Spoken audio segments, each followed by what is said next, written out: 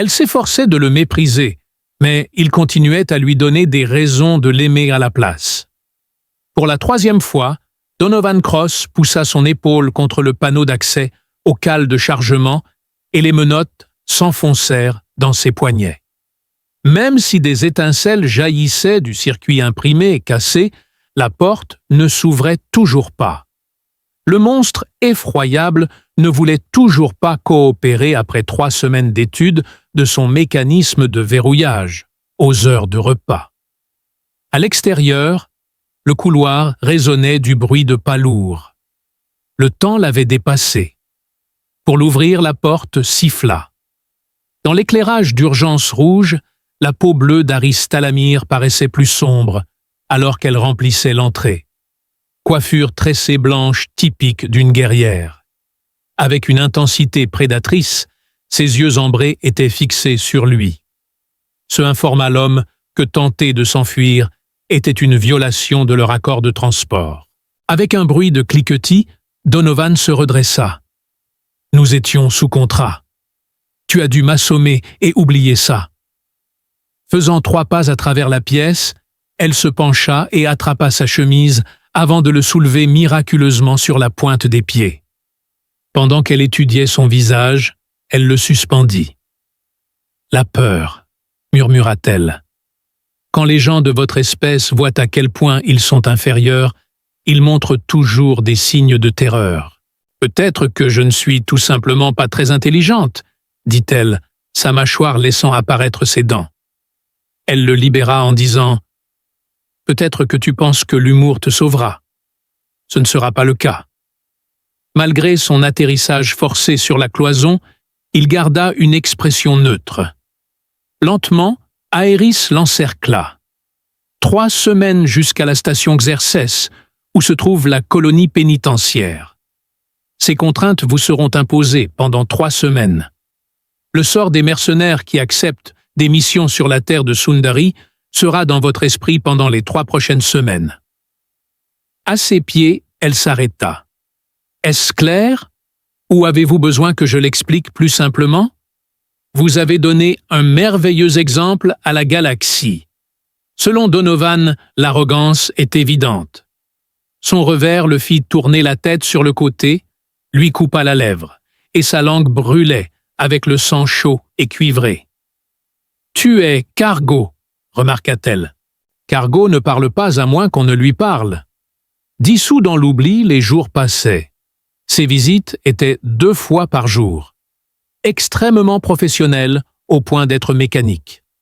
Une seule fois, elles ont parlé au-delà de ce qui était nécessaire pour vérifier les contentions et une fois pour livrer le déjeuner. Donovan, en revanche, observait sa navigation méthodique du vaisseau. Observez-la tracer tendrement les contours de divers contrôles. Pendant les heures creuses, je l'observais debout devant le hublot fixant les étoiles, comme si elle détenait les réponses qu'elle cherchait. Il a tenté d'entamer une discussion le 5e jour. Combien de jours as-tu passé à chercher? Elle restait absorbée par son paquet de nourriture. Cargo est sans voix. Faisant partie de cette équipe depuis 8 ans, a-t-il poursuivi. Commencé après son temps dans l'armée. On gagne plus d'argent dans le secteur privé pour un travail équivalent. Elle a placé de force le paquet de nourriture dans ses mains. « Mange !» Cependant, le sari n'est pas seulement pour le spectacle, n'est-ce pas? L'établissement de la loi à la frontière.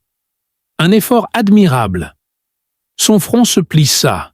« Ignore ce que tu ne comprends pas, espèce d'humain stupide. » Cherchant des informations, pas me moquer. Il en a grignoté. Vous et votre peuple êtes bien connus. Ça me rassure. Pensez-vous être du côté de la justice? La croyance est inutile pour nous. Nous avons des preuves. Son regard se tourna vers l'entrée. Notre culture s'étend au-delà de 200 planètes. Au maximum, il peut en contenir 20. Considérez, remarqua Donovan. Désordonnés et émotifs nous le sommes. Le discours m'a été joué. En ignorant son contenu, vous écoutez simplement. Le 12e jour, il avait méticuleusement planifié tout son régime.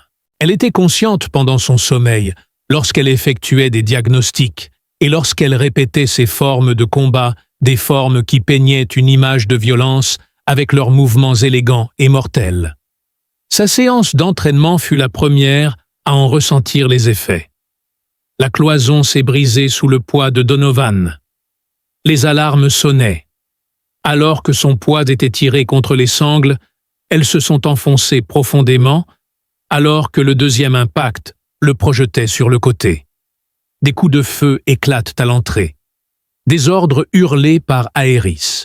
Le mur derrière lui éclata en étincelles et le métal fondit lorsqu'un troisième coup se produisit. Ces pirates infâmes! La porte de la cale à marchandises explosa. Aerys a englouti la zone. Des dégâts à son armure causés par des brûlures de plasma. Elle avait une coupure le long de ses côtes et du sang d'une teinte plus foncée que son teint en coulait. Avec une vengeance, elle rentra de nouveau dans le couloir. « Seal !» cria-t-elle. La porte a tenté de se fermer. L'ouverture fut brisée par une grenade à commotion. Avant qu'Aerys ne puisse crier « À terre !» il s'écrasa sur le pont. L'engin explosif s'est déclenché. Une épaisse nuage de fumée enveloppa l'espace de stockage. Des formes se déplaçaient dans le hall alors qu'elles émergeaient du brouillard. Un trio d'ennemis vêtus d'armure Kilter. Debout sur son dos avec son arme tenue à 5 pas de distance, Aerys avait une main sur son côté blessé. Elle tenta de se relever, mais sa jambe céda. Armé d'une arme, le premier pirate apparut. Récompense brillante pour la chasseuse Sundari. Point bonus pour la deuxième personne à voir Donovan le prisonnier humain. Aerys attrapa son couteau de botte, mais personne ne le remarqua. Jeté par elle. Le premier pirate a été coupé à la gorge par la lame. Il a fait une culbute. 2 pirates ont échangé des coups de feu. Aerys a été projeté après avoir été touché à l'épaule par le carreau. Après avoir touché le sol, elle se figea. Puis, Donovan cessa de penser. La chaîne qui le reliait à la cloison était saisie par ses mains liées. Il y avait un seul défaut dans le système de retenue. Au lieu d'une personne poussant vers le point d'ancrage, il retenait quelqu'un qui s'éloignait. Il tourna ses poignets et se tira vers l'avant, faisant de la place. Quelque chose s'est mis en mouvement. 6 degrés de liberté. C'est suffisant. Le troisième boucanier croisa Aerys. Autour de son cou par derrière se trouvait la chaîne de Donovan. Le type se débattait, et Donovan s'accrochait, gardant une trace du temps. Le bretteur s'effondra. Le deuxième boucanier pivota. Donovan saisit l'arme de poing du pirate inconscient, touché 2 fois. Masse centrale. Le bretteur trébucha. Le 4e bretteur dans la salle s'enfuit. Un silence absolu s'installa. Alors qu'il se tenait au milieu de la fumée et des corps, les mains de Donovan restaient enchaînées et sa poitrine se soulevait. Un cri perçant résonna depuis le navire. Aerys resta immobile. S'agenouillant, il se dirigea vers elle. Elle respirait rapidement et superficiellement. La blessure à son épaule s'était refermée, mais celle sur son côté était assez profonde. Seulement une vingtaine de minutes si elle n'est pas soignée. Trouvant sa trousse de premier secours, il tituba jusqu'à la cabine avant. Dans la cale, il retourna soigner sa blessure latérale en utilisant de la mousse d'urgence. En se combinant avec son sang, il durcissait et grossissait. Des épaulettes qui se collent l'une à l'autre. Le médecin lui prit le pouls. Très faible, mais là. Le vaisseau trembla. Il y avait un bruit de grincement provenant de quelque part dans le compartiment moteur. Donovan se hissa sur le siège du pilote. Des dégâts tragiques étaient affichés sur l'écran tactique. Le système de survie est à 60% et diminue le moteur FTL est hors service et la navigation est en panne. Avec 3 brèches dans la coque, l'atmosphère est évacuée. Il a déconnecté les systèmes non essentiels, redirigé l'énergie et scellé ce qu'il pouvait. L'alerte a été désactivée 20 minutes plus tard. C'était relativement stable pour le navire. Se penchant à ses côtés, il retourna vers Aéris. Parce que les menottes avaient tranché ses poignets, pendant la lutte, il saignait. Graduellement, ses yeux se levèrent. Se concentrer était un défi pour ses iris ambrés. En essayant de se redresser, elle haleta et trébucha en arrière. « Pas de problème », murmura Donovan. Elle tourna la tête vers lui, évaluant la situation. « Tu as pris un boulon de plasma et des éclats. Reste immobile. » Elle chercha la mousse médicale et passa ses doigts le long de ses bords. « Toi !» dit-elle d'un ton en colère. Ses yeux se sont dirigés vers les corps des pirates avant de revenir vers elle-même. « Tu m'as sauvé. » Cela semblait être la bonne chose à faire. Ton opportunité était perdue. Tu étais en position de fuir. Des accidents sur les navires. Nous nous sommes perdus. Juste assez pour te maintenir en vie. Se penchant en arrière, il se détendit. De plus, j'évite de causer du tort aux autres autant que possible. Comme s'il venait de prononcer une langue étrangère, Aéris fixa son regard sur lui. Elle chercha son arme, mais tout ce qu'elle vit fut un pont nu. À seulement 5 pieds de distance, Donovan lui fit un signe de tête. « Tu peux l'avoir si tu le désires, mais le lecteur FTL est actuellement indisponible. Jusqu'à ce que je trouve comment pirater suffisamment de systèmes pour nous emmener quelque part, nous sommes coincés ici. Nous devrons le faire ensemble. Penses-tu vraiment que je vais aider mon prisonnier ?» Sa mâchoire se crispa d'anticipation. « Je m'attends à ce que tu veuilles vivre, » dit-elle. Respirant lourdement, elle tenta de se redresser à nouveau et y parvint. Son regard se porta sur la mousse à côté d'elle, puis sur lui, et enfin sur son arme posée entre eux. « Cela ne change rien. Tu es toujours mon prisonnier. »« D'accord, » répondit-il. « Je continue à chasser Sundari. Votre humanité est encore en question. Je comprends. » Après un long moment, elle le fixa simplement. Après cela, elle est allée chercher la trousse de premiers soins au lieu de son arme à feu.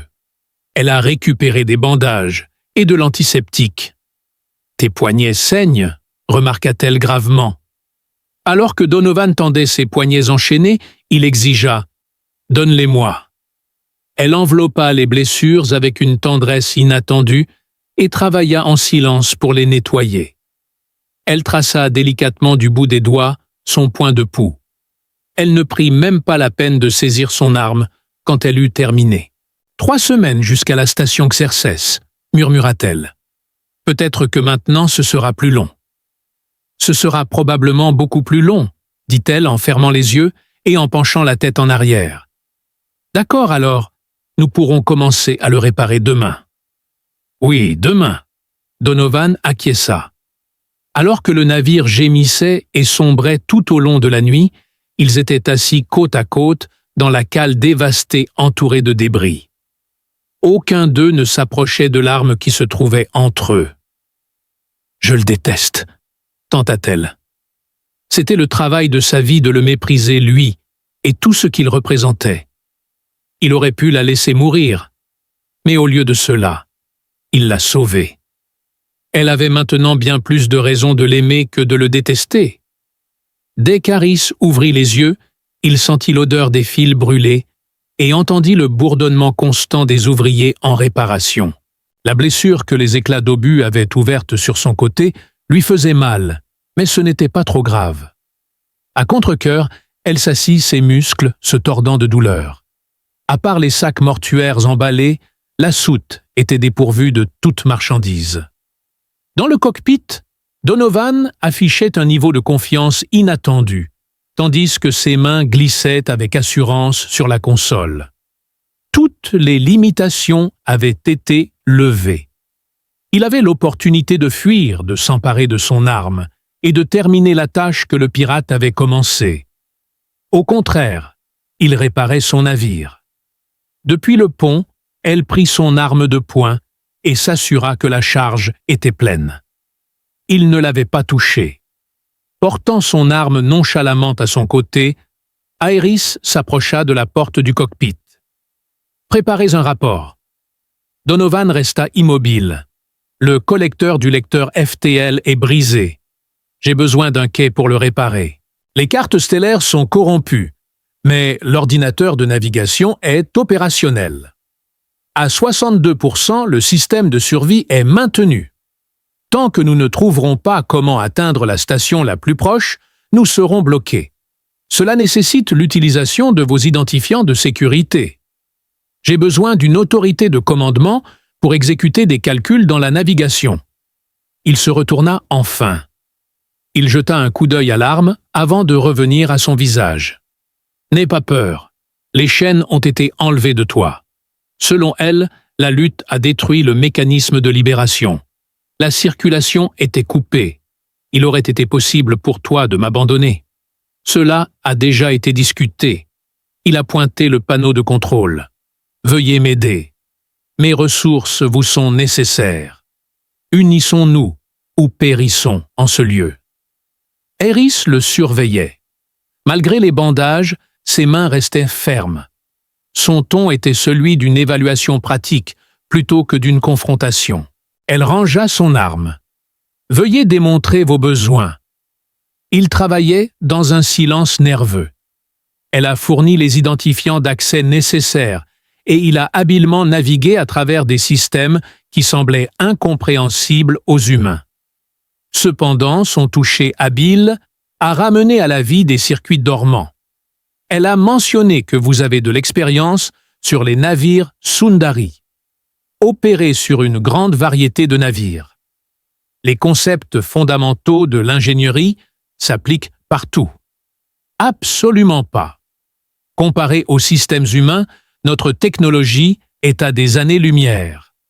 Un schéma pointant vers une boîte de jonction a été présenté par Donovan. Regardez cette connexion de puissance.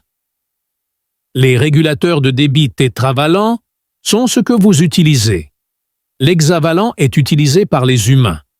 Même résultat avec une stratégie différente. Les lois fondamentales de la physique sont politiquement irrelevantes. Pourtant, votre approche est plus efficace. Le diagramme confirmait son point de vue, mais elle voulait quand même contester. Peux-tu me dire d'où tu tiens cette information? Corps du génie pour l'armée. Puis, pendant 8 ans, vous êtes coincé à transporter des marchandises à travers des zones où vous ne pouvez pas vous permettre l'entretien. Elle a échappé à son regard. A servi dans une équipe de sauvetage qui a retiré un croiseur Sundari de l'eau après qu'il ait subi des dommages. Nous l'avons démonté et étudié les systèmes. C'est contre la loi. La capture humaine dans l'espace neutre est également possible. Et pourtant nous voici. Sa prise sur son arme se resserra. Il ne quittait jamais le panneau de contrôle des yeux. Selon lui, je n'essaie pas de te provoquer. Je n'ai fait que répéter les faits. Nos 2 gouvernements désapprouveraient nos actions. La mâchoire d'Alistair se crispa. Elle voulait reprendre le pouvoir en le frappant, mais il lui avait sauvé la vie, soigné ses blessures et refusait de la blesser, peu importe combien de fois elle le suppliait. « Le corps de navigation est accessible », déclara-t-elle finalement. Des heures passèrent pendant qu'il travaillait. Elle a donné son sceau d'approbation. Les problèmes ont été résolus par lui. J'ai allumé les systèmes. Les mesures de prévention de la contamination étaient stables. Ils étaient localisés au moyen de capteurs. Les cartes stellaires se reconstituaient progressivement. Donovan lui lança un paquet de déjeuner lorsqu'il s'arrêtait pour la calibration. En un instant, elle l'a attrapé. « Tu devrais manger, » dit-il. « Je mangerai quand je voudrais. Ton corps a besoin de calories pour se réparer. » Elle fut trahie par le grognement indubitable de son estomac, alors qu'il haussait les épaules et ouvrait son propre paquet. Elle sortit le paquet et mangea en silence. Sans dire un mot, il lui a donné une gourde d'eau après qu'elle avait fini. C'était un geste gentil, mais elle détestait ce que cela lui faisait ressentir. En réponse à sa question « Pourquoi ?», il jeta un coup d'œil au-dessus de sa tête. « Pourquoi quoi ?» Pourquoi me sauver? Tu aurais pu t'échapper, me tuer, prendre mon vaisseau et disparaître. Au lieu de cela, tu es resté. Tu as soigné mes blessures et réparé mon vaisseau. Elle se pencha en avant, pensant que les gens devraient être égoïstes et me laisser mourir. Donovan posa son sac vide et demanda « M'aurais-tu laissé mourir ?» Il demanda ensuite « Si la situation avait été inversée, si j'avais été blessé et que tu avais eu la possibilité de t'échapper, m'aurais-tu abandonné ?» La question la toucha, et elle voulut répondre « oui » immédiatement. D'un autre côté, elle se souvenait des pirates tombés et de la façon dont à son réveil, sa première réaction avait été de vérifier s'il était blessé. C'était différent. « Je suis une chasseuse Sundari », déclara-t-elle. « Les codes sont ici. Je ne les honore pas. J'ai été soldat pendant 12 ans avant de devenir mercenaire. Nous avions aussi des règles. La première était « ne laisser personne derrière ». Il la regarda dans les yeux et dit « Tu es humaine ». Cela signifiait que je manquais d'honneur et de code. Je suppose que ça m'est resté. Mais je suis ton ennemi. Tu es un être humain qui se vide de son sang. À ce moment-là, tout le reste semblait insignifiant. Aïs le regarda fixement, et toutes les leçons que ses instructeurs lui avaient enseignées sur la nature humaine semblèrent s'effondrer face à ses actions. Soudain, une alarme de proximité retentit. Donovan se tourna vers la console et afficha l'écran des capteurs. Nous ne sommes pas seuls. Un petit vaisseau s'approchait.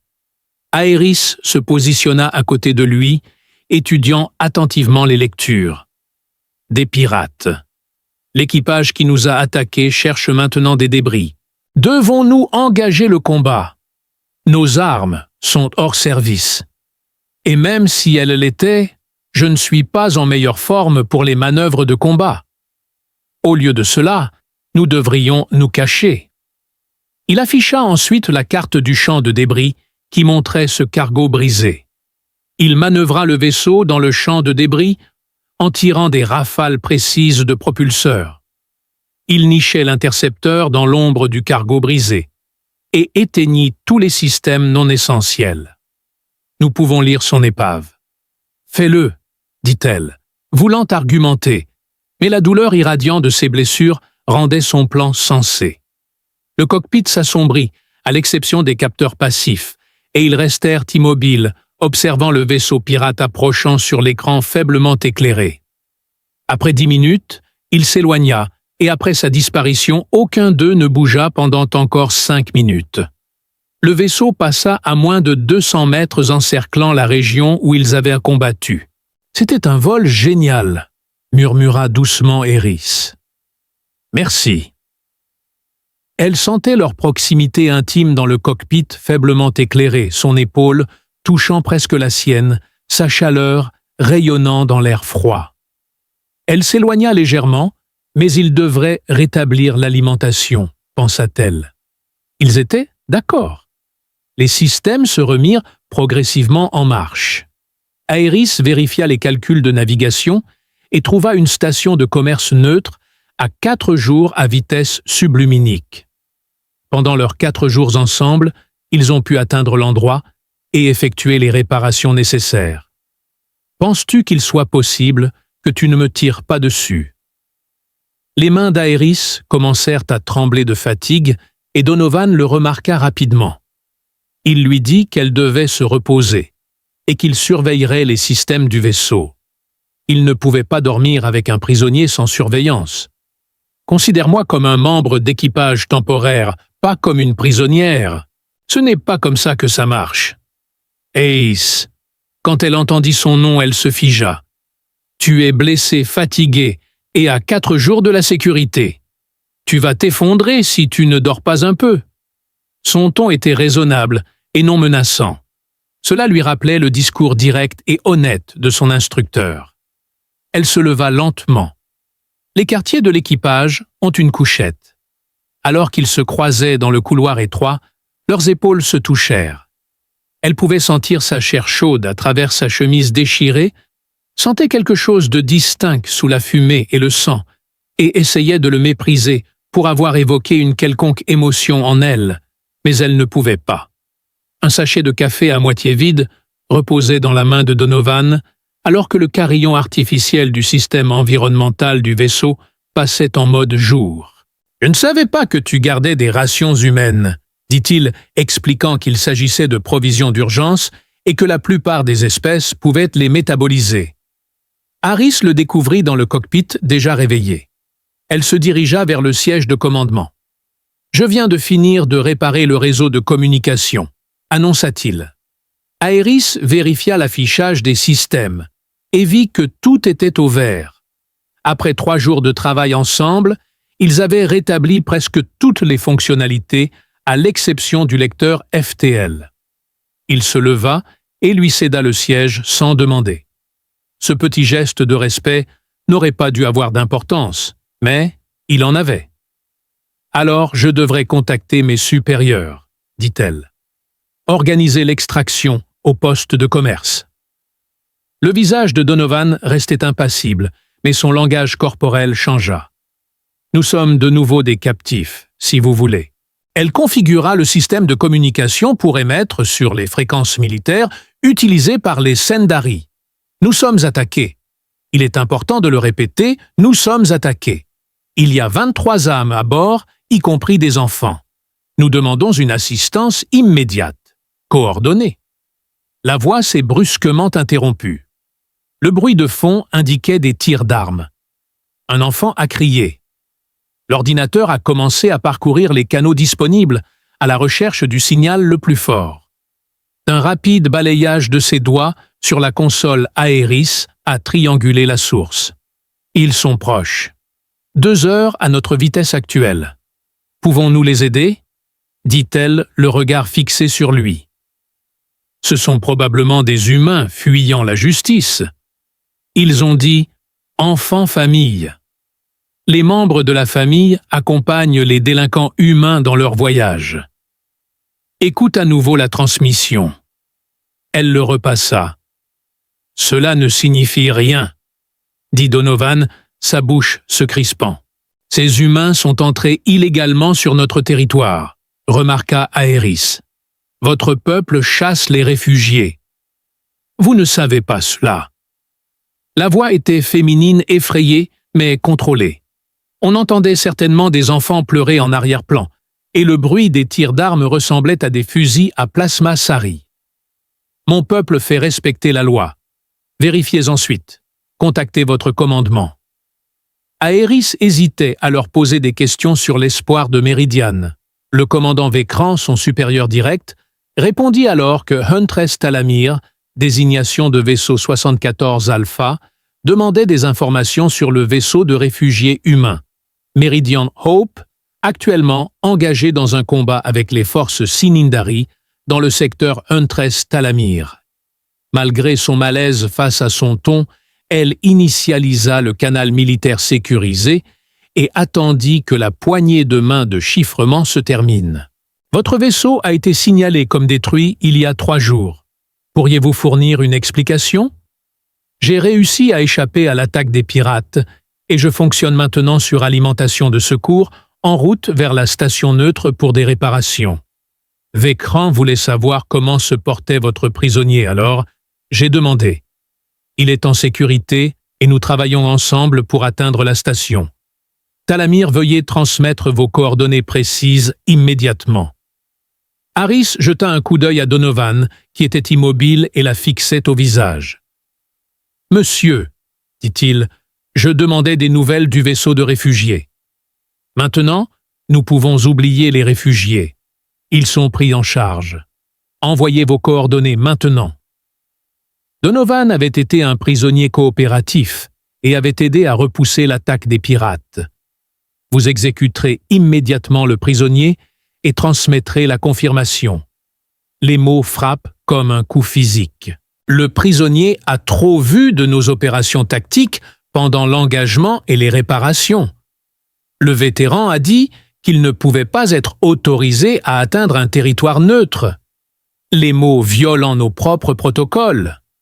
Les prisonniers ont droit à un procès. En matière de sécurité, les protocoles peuvent être contournés. Talamir décapité. Envoyer les coordonnées d'extraction. C'étaient des ordres venus d'en haut. Sa foi de toute une vie dans le système et la justice absolue des Sundari avaient fait trembler sa main au-dessus des commandes. « Alors tu es complice de violation de sécurité », murmura-t-elle en se demandant si j'allais refuser. « Toi et le détenu seraient tous les deux considérés comme des pertes acceptables et retirés du jeu. Nous avons déjà envoyé des bateaux de police pour couvrir cette zone. » Alors que la liaison se coupait, le cockpit tomba dans un silence de mort. Le monde d'Aéris bascula sur son axe alors qu'elle fixait l'écran vide ses pertes acceptables. Il l'avait omise de côté. Elle était considérée comme remplaçable après 15 ans de service, des dizaines de chasses réussies et le sang qu'elle avait versé pour eux. « Je suis désolé », dit Donovan. Elle l'avait trahi. « Tu savais qu'il ferait ça. » J'avais soupçonné que n'importe quel gouvernement t'aimerait tant que tu serais utile, mais qu'une fois que tu deviens gênant, il te larguerait. Sundari humaine. Cette partie est universelle. C'est ta faute. Tout ce sur quoi Aris avait bâti son identité s'effondrait. Son peuple, son code et son but, tout cela était creux, n'était que de jolis mots recouvrant des vérités laides. Si tu ne l'avais pas fait, je t'aurais laissé mourir. Tu as raison. Si je m'étais excusé pour cela, rien de tout cela ne serait arrivé. Aris se leva soudainement, se détourna, et sa poitrine se serra. Qu'est-ce que tu voulais dire par « ton peuple a attaqué en premier » ? Il y a 3 mois, des navires de guerre synindariens ont attaqué une colonie agricole sur Epsilon Terteus, tuant 300 civils et dispersant les survivants. Nous n'attaquons pas les civils. Ils ont dit que nous construisions des installations d'armement, ce qui était un mensonge. Les réfugiés, dit-elle. Contacte une fois de plus ton commandement et demande des informations sur Epsilon Tert. Malgré son désir de refuser et de s'accrocher à sa certitude, la voix du vétéran résonnait dans sa mémoire, lui disant que les pertes étaient acceptables. Avec une horreur croissante, elle accéda à la base de données des incidents, rechercha Epsilon Tertus et lut le rapport qui affirmait qu'une installation d'armes avait été détruite avec des pertes minimales. Cependant, le nombre réel de victimes contredisait cette affirmation, indiquant 347 morts. « Ils ont menti », murmura-t-elle. « Les gouvernements mentent quand la vérité est inconfortable. » Le rapport énumérait leurs âges, 23 jeunes de moins de 10 ans, et les qualifiait de collaborateurs insurgés. Aris scruta les coordonnées de l'espoir de Méridiane.